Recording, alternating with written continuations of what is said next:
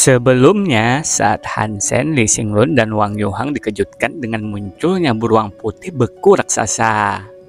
Sang beruang pun mengejar Wang Yuhang dan mengabaikan Hansen dan Ling Xinglun. Paman kecil itu benar-benar. Ling Xinglun tidak bergerak saat dia melihat pemandangan itu. Sedangkan Hansen telah memanggil panah meraknya dan memasukkan 7 anak panahnya.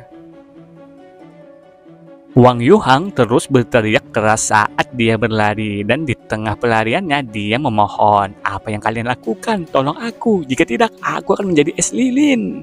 Beruang putih beku raksasa setinggi 8 meter terus mengejar Wang Yuhang. Keripik es melempar Wang Yuhang beberapa kali, yang membuatnya menggigil. Wajahnya diwarnai dan lapisan beku terbentuk di kulitnya.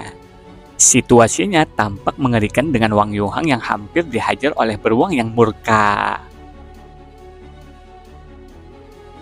Hansen tidak bisa menunggu lebih lama lagi. Meskipun dia tidak bisa membidik titik lemah beruang itu, dia menembakkannya untuk membantu Wang Yuhang.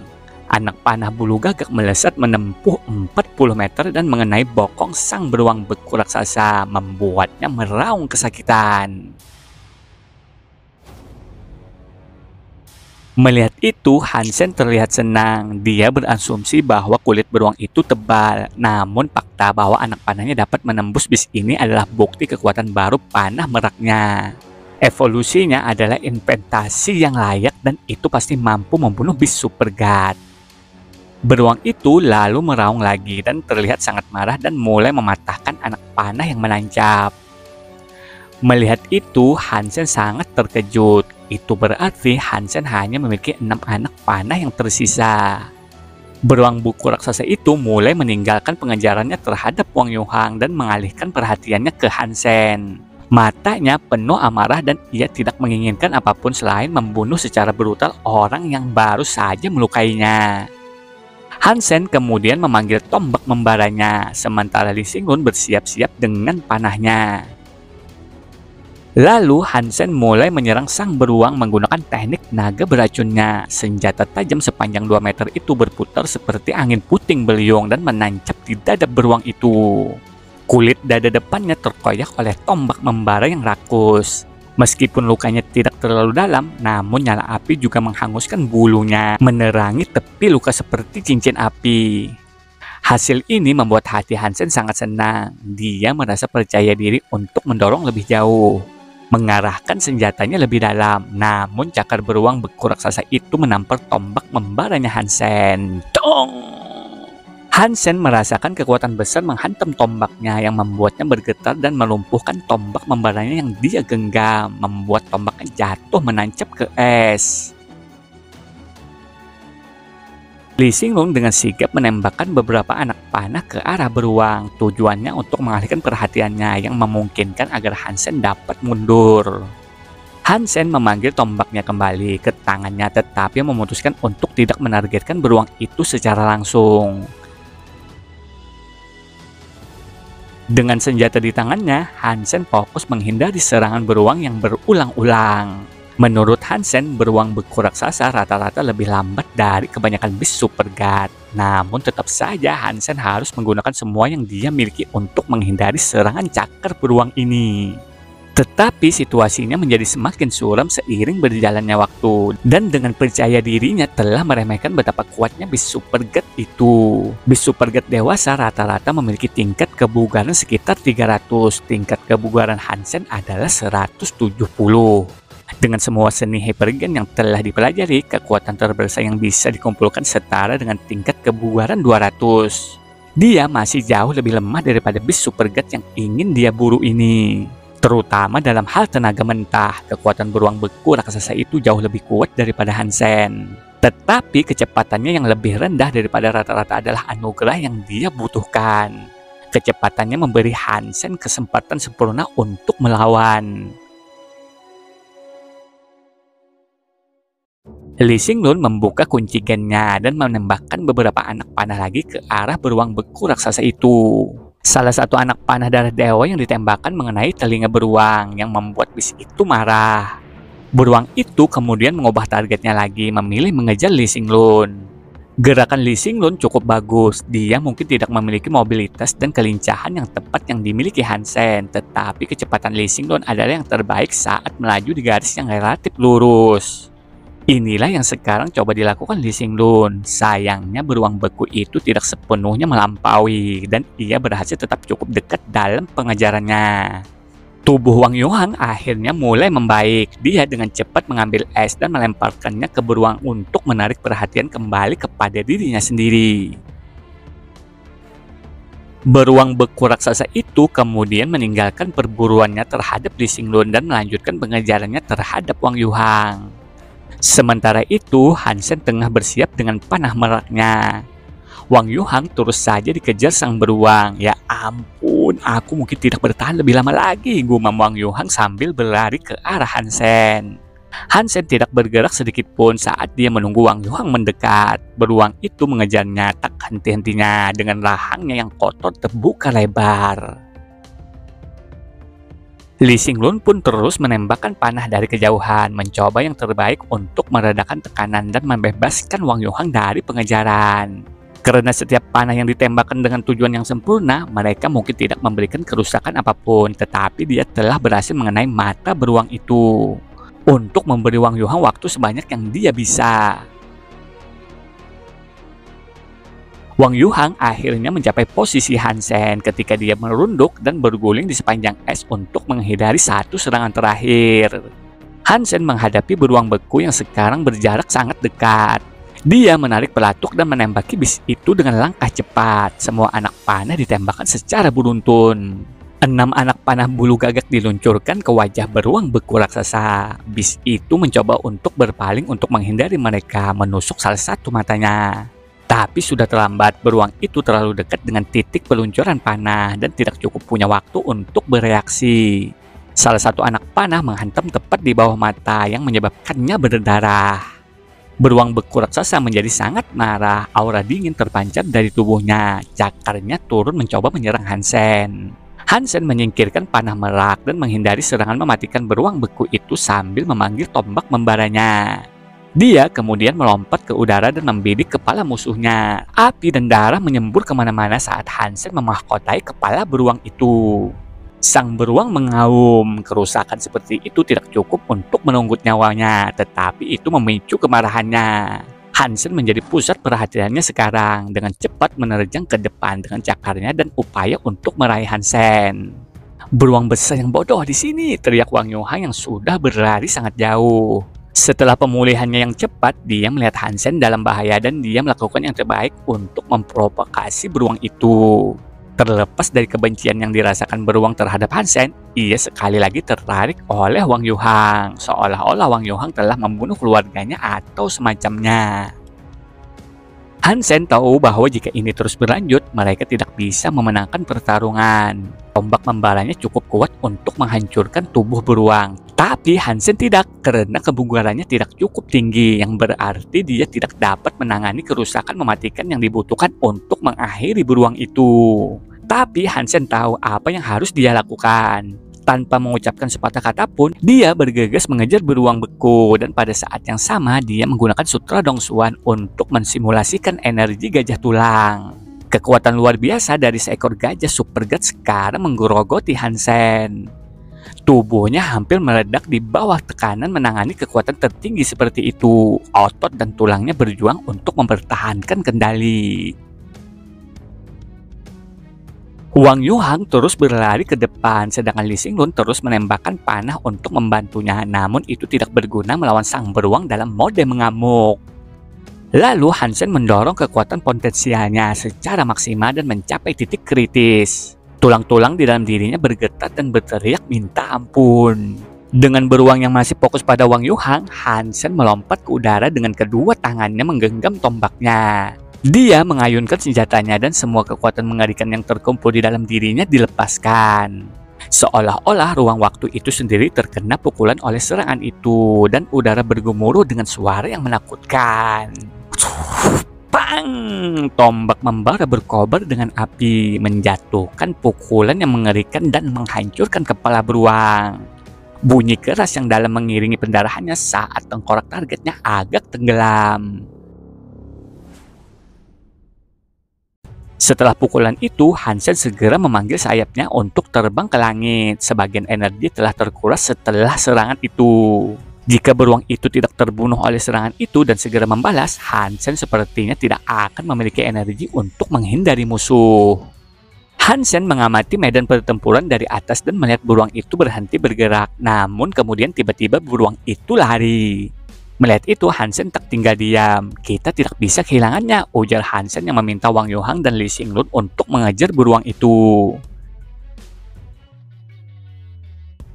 Hansen lepas landas dalam pengejaran di udara, namun tubuh Hansen terasa lemah. Dia tidak bisa menyerang beruang itu lagi untuk sementara waktu. Beruntung jiwa bis terbangnya tidak mengambil kekuatan individu. Jika itu terjadi, dia tidak akan bisa mengikuti bis beruang beku raksasa yang melarikan diri itu. Wang Yuhang dan Li Xinglun mematuhi perintah itu dan juga mengejarnya. Mereka mencoba menyerang, tetapi upaya mereka gagal. Mereka tidak memiliki senjata jiwa bis super guard, jadi mereka bahkan tidak bisa memberikan kerusakan pada kulit beruang. Wang Yuhang ingin bergegas ke depan, tetapi dia hanya memiliki satu pedang kuno dan karena itu tidak bisa mendekat. Beruang beku raksasa itu berhasil mempercepat langkahnya. Meskipun rasa sakit dideritanya, untungnya kerusakan yang terjadi pada otaknya sangat parah. Dan akibatnya tidak berfungsi dengan baik. Beruang itu tidak mengubah arah sekalipun, mempertahankan arahnya sepanjang waktu. Alhasil ketiganya tidak kehilangan jejak. Beruang itu berlari semakin dalam ke dalam ladang es. Kecepatannya melambat meskipun dia ingin berlari. "Minggir!" ujar Li Xinglun sambil mengendari kuda untuk mengejar. Dia meneriaki orang-orang di ladang es, menyuruh mereka untuk menyingkir dan tidak mencegat beruang yang melarikan diri agar mereka tidak terluka. Kebanyakan orang menghindari beruang, tetapi satu kelompok tidak, sebaliknya menginginkan bagian dari aksi. Li Xinglun melihat ke arah orang-orang dan menyadari bahwa itu adalah anak buah Qi Xuan dari Black God. Meskipun mereka milik shelternya Hansen, keempat pasukan itu adalah individu dan Li Xinglun tidak memiliki wewenang untuk menyuruh mereka mundur. Lalu beruang itu kemudian memukul tanah yang menyebabkan aliran darah beberapa orang hancur. Kemudian sang beruang menuju ke arah tempat perlindungan. "Oh tidak, beruang beku itu menuju ke arah salah satu tempat perlindungan kelas kesatriaku," ujar Li Xinglun dan meminta agar Wang Yuhang memancing beruang itu menjauh. Hansen yang melihat bergumam, meskipun tempat perlindungan itu milik Li Xinglun, setiap tempat perlindungan di seberang ladang es membayar pajak yang membantu memenuhi kantong Hansen dengan uang tunai. Tempat perlindungan ini khususnya adalah tempat perlindungan dengan bayaran tertinggi dalam hal pajak. Hansen tidak ingin penghasilannya berkurang dan dia juga tidak ingin melihat orang-orang dihabisi. Namun energinya belum pulih, jadi dia tidak bisa menggunakan serangan gajah tulang. Beruang beku raksasa itu mendekat ke tempat perlindungan dan melemparkan bebannya ke dinding, seolah-olah mencoba mencakarnya. Orang-orang di tempat perlindungan di balik tembok berteriak ketakutan, hanya dinding yang memisahkan mereka dari sang beruang beku raksasa. Tengkorak yang runtuh dari wajah berdarah hanya membuatnya terlihat lebih menakutkan. Sang beruang akan melewati dinding dan siap untuk memakan orang-orang. Hansen yang melihat beruang beku raksasa bertengger di dinding tempat perlindungan, dia dengan segera melesat mengepakkan sayapnya untuk menambah kecepatan dan terbang ke bawah menuju musuhnya. Semua orang menyaksikan Hansen turun dari langit. Dengan senjata api di tangan itu tampak seperti kepala bor yang berputar dengan kecepatan maksimal. Hansen melompat ke udara, teriakan pedangnya menguatkan semangatnya. Lonjakan tombak yang berapi-api itu ditunjukkan ke lubang pantat beruang yang masih menempel di dinding.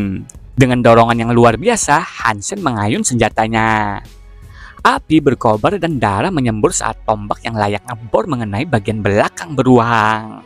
Hansen sekali lagi mendorong kekuatannya secara maksimal dan dengan kedua tangan menggenggam senjata. Dia mendorongnya sedalam mungkin. Beruang itu mengaum, mengeluarkan teriakan yang menyakitkan, berusaha untuk berbalik dan meraih Hansen. Tapi Hansen melepaskan tombaknya untuk menghindar. Lalu Hansen menendang gagang tombaknya yang menonjol 7 kali. Setiap tendangan seperti palu menancapkan pasak lebih dalam dan lebih dalam. Setelah tendangan ke-7, akhirnya tombaknya berada di dalam tubuh sang beruang. Darah mengalir dari belakangnya saat beruang itu berteriak, tapi jeritannya terputus saat tubuh itu merosot ke tanah dengan berat. Itu mengakibatkan gempa yang menggetarkan seluruh tempat perlindungan. Bis Supergat berhasil diburu beruang beku raksasa. Jiwa bis tidak didapat dan dagingnya juga tidak bisa dimakan, tetapi dapat memanen esensi kehidupan Genonya. Hansen pun mendengar suara notifikasi, namun Hansen kecewa karena tidak menerima jiwa bisnya meskipun dia mengalami kesulitan luar biasa dalam menghabisi bis Supergat ini. Orang-orang bersorak atas keberhasilan Hansen. Berita tentang kemenangan Hansen atas beruang beku raksasa menyebar jauh dan luas di seluruh ladang es. Tetapi berita tentang pembunuhan bis Supergat oleh Ji-King sendiri belum diumumkan. Orang biasa tidak tahu tentang keberadaan bis Supergat, sehingga diyakini bahwa Hansen hanya membunuh bis tingkat darah dewa yang ekstra kuat. Tidak ada yang tahu itu adalah bis Supergat. Tetapi orang-orang yang menyaksikan pertarungan yang terjadi pada hari itu menceritakan kisah Hansen yang memecahkan bokong beruang beku raksasa berkali-kali. Dan cerita inilah yang membuat Hansen mendapat gelar Dewa Pemecah Bajingan. Setelah itu di Gua Es, Hansen, Wang Yuhang, dan Lee Xinglun duduk dalam formasi segitiga di Gua Es. Mereka menempatkan esensi kehidupan Geno seukuran kepalan tangan di tengah. Wang Yuhang menahan ludah lalu bertanya, apakah ini benar-benar esensi kehidupan Geno? Ujarnya.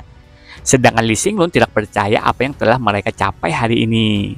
Apakah kita benar-benar membunuh bis Supergat? Apakah kita yang pertama melakukannya di Suaka Dewa kedua? Ujar Lee Xinglun.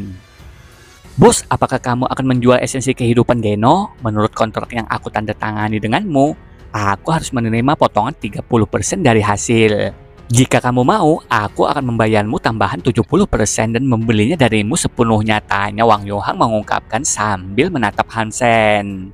Dari kontrak yang mereka tanda tangani disebutkan bahwa Hansen menerima 50%, Wang Yuhang menerima 30%, dan Lee Xinglun menerima 20%. Jika Hansen memutuskan bahwa tidak menginginkannya, apa yang terjadi dengan esensi kehidupan Geno selanjutnya jatuh ke tangan Wang Yuhang.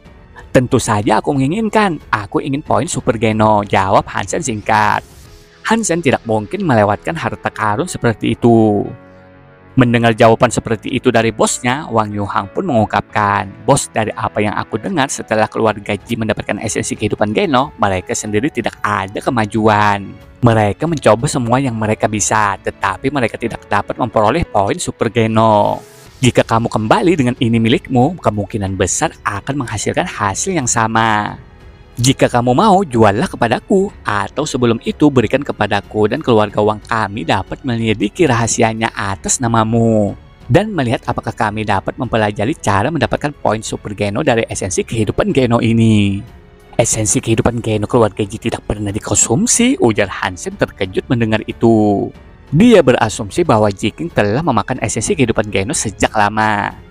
Dia tidak menyangka bahwa mereka masih menyelidiki cara mendapatkan poin Super Geno dari artefak dan tidak bisa langsung memakannya begitu saja. Ya, mereka telah mencoba banyak cara berbeda untuk memakannya, tetapi semuanya tidak berhasil. Esensi kehidupan Geno seperti obsidian, itu tidak bisa dibelah menjadi dua, dibakar atau ditenggelamkan, ungkap Wang Yuhang. Lee Xinglun kemudian menimpali untuk mengatakan, memang benar, aku meretas sistem keluarga Ji dan membaca catatan mereka. Mereka telah mencoba metode berbeda yang tak terhitung jumlahnya, tetapi semuanya sia-sia. Mereka kehabisan akal mencoba mencari tahu bagaimana mereka bisa mendapatkan poin Super Geno. Mereka bahkan memanggil para profesional dari aliansi, tapi itu juga sia-sia. Kemajuan nol telah dibuat, itu kemungkinan besar mengapa aliansi belum membuat pengumuman tentang bis Supergat dan poin Super Geno. Apakah mereka mencoba menelannya? Tanya Hansen. Mereka lakukan, tidak ada gunanya menelannya juga, itu keluar utuh dan tidak tercerna sedikit pun, ungkap Lee Xinglun menjawab. Hansen mengurutkan kening ketika mendengar ini. Ini berbeda dari apa yang dia ketahui tentang poin Super Geno. Dia baru saja menjilatnya dan menelannya utuh. Mengapa Ji-King berbeda? Tapi itu bukan tidak mungkin. Lagi pula dua lainnya berhasil dia kumpulkan di sini di Suaka Dewa kedua juga tidak bisa dimakan. Mereka berbeda dari yang dia dapatkan di Suaka Dewa pertama. Jika esensi kehidupan Geno keluarga Ji tidak dapat dimakan, maka itu cukup menarik, pikir Hansen dalam hati. Dia percaya pasti ada masalah di suatu tempat. Bos, pertimbangkan itu, pinjamkan padaku dan keluarga Wang akan melakukan yang terbaik untuk menyelidikinya. Aku berjanji padamu saat penemuan dibuat, kamu akan menjadi orang pertama yang tahu, ungkap Wang Yuhang memohon. Ini juga pertama kalinya aku mendapatkan esensi kehidupan Geno. Bagaimana kalau kalian membiarkanku menyelidikinya terlebih dahulu? Bagian yang layak kalian dapatkan, apakah kalian berdua menginginkannya sekarang atau lain kali, ujar Hansen. Hansen tidak ingin memberikannya kepada keluarga Wang untuk penelitian. Tapi jika dia benar-benar tidak tahu bagaimana cara mengkonsumsi item tersebut, maka dia mungkin akan mempertimbangkannya kembali. Mendengar itu, Wang Yuhang dan Li Xinglun menjawab secara bersamaan bahwa simpan untuk lain kali. Mereka tidak memiliki kekurangan keuangan, jadi mereka tidak mau menyerahkan bagian mereka demi uang. Jadi mereka memutuskan untuk menyimpannya untuk waktu berikutnya. Hansen pun tanpa banyak basa-basi lagi membawa esensi kehidupan Geno beruang beku itu untuk diteliti. Esensi kehidupan Geno ini dingin dan sangat berlawanan dengan esensi kehidupan Geno T-Rex bersayap 4 skala api. Tetapi karena Hansen memiliki jet skin, dia tidak takut dengan aura dinginnya. Setelah itu scene berganti, tepatnya di ruangannya Jianran. Jianran tengah asik melihat berita tentang kekasihnya yang telah menghabisi bis dengan tingkat super god di Suaka Dewa kedua. Tiba-tiba Ani mengetuk pintu dan mengatakan kepada Jianran bahwa Hansen telah datang. Kali ini Ani terlihat sangat menghormati Hansen dan tidak mencurigainya lagi. Melihat ayangnya datang, Jianran langsung berlari dan memeluk Hansen.